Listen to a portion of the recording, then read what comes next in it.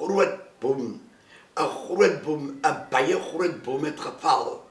Die borrels is vars en is uitgespred.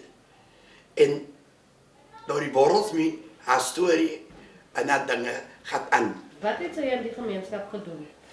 Kos uitgedeel, tot sy nou 'n sekere ouderdom gewys het, dat sy nie meer kan beweeg het, lekker met haar bene nie, maar gesit.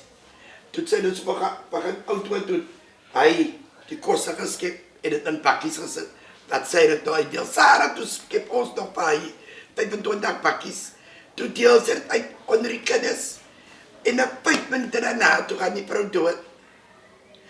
5 minutes after that, because Pang, hy is vry karre, en Pang skree nog, oma, Steve my ook 'n bakkie kos uit.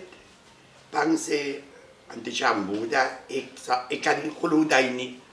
Want net 5 minutes after that, en toe het sy dood.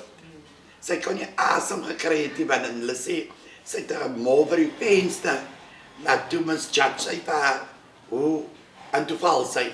En net laat ek sê sy vir my Shambuda, as ek die dag val, ek gaan nooit weer opstaan nie. En sy het nooit weer opgestaan nie.